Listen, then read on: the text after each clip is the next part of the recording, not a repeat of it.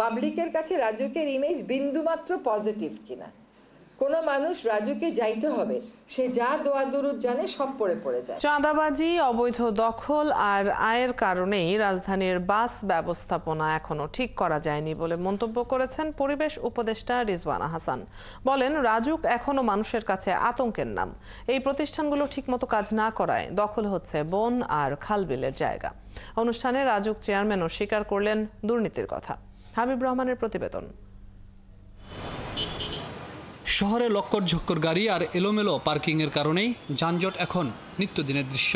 এই অবস্থায় বাস মালিকদের প্রভাবে রেশনিং পদ্ধতির মাধ্যমে বহুদিনের এই সমস্যা দূর করা সম্ভব হয়নি। রবিবার সকালে বুয়েটে পরিকল্পিত শহর ব্যবস্থাপনা নিয়ে এক অনুষ্ঠানে বন, পরিবেশ ও জলবায়ু বিষয়ক উপদেষ্টা বলেন, চোখের সামনে খাল বিল ভরাট করে স্থাপনা করা হচ্ছে। রাজুক এসব উদ্ধারে খুব একটা কাজও করে না। এখন রাজুক সবসময় একটা যুক্তি দেবে আমাদেরকে, সেটা হলো এটা তো ভরাট হয়েই যাচ্ছে। আর তাহলে রাজুককে আমি তখন প্রশ্ন করি যে আমাকে দেখান যে আপনি এই ভরাটের বিরুদ্ধে কয়টা ড্রাইভ করেছেন। এই 3 মাসেও তো ড্রাইভ করেন নাই চেয়ারম্যান সাহেব, করেছেন? পাবলিকলি স্ক্র্যাপ করে দেখান যে জলাশয় আইনের প্রতি আপনাদের ন্যূনতম একটা সম্মান আছে। পাবলিকের কাছে রাজুকের ইমেজ বিন্দুমাত্র পজিটিভ কিনা। কোনো মানুষ রাজুকে যাইতে হবে, সে যা দোয়া দুরুদ জানে সব পড়ে যায়।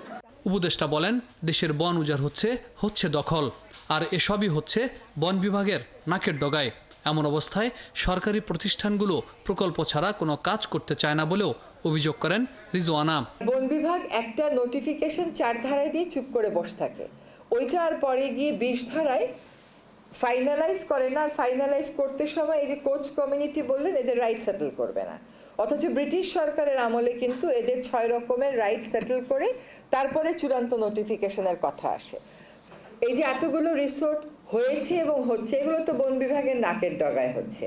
অনুষ্ঠানে রাজুকের চেয়ারম্যান স্বীকার করলেন, কিছু মানুষ দুর্নীতির সাথে জড়িত, তবে তাদের বিরুদ্ধে ব্যবস্থা নেওয়া হচ্ছে। করাপশনটা কিন্তু দুই পক্ষীয়। এখানে যারা আসেন সেবা নিতে, তাদের 50% যদি বলি তো আরও কম বলা হবে বেশি। এবং আমাদের আইদার প্রেশার অথবা ফিনান্সিয়াল গেইন আমাদের কর্মচারীদের দিয়ে কিন্তু এই জিনিসটা হয়। তো এটার ভিতরে আমরা অনেক ঢুকেছি এবং আমি আসার পরে যারা প্রভাবশালী ছিলেন রাজুকের, আমি অনেকদের সরিয়ে দিয়েছি। পরিকল্পিত উন্নয়ন ও আইনের প্রয়োগ না হলে কোনোভাবেই বসবাসযোগ্য শহর গড়ে তোলা সম্ভব নয় বলে মত দেন বিশেষজ্ঞরা।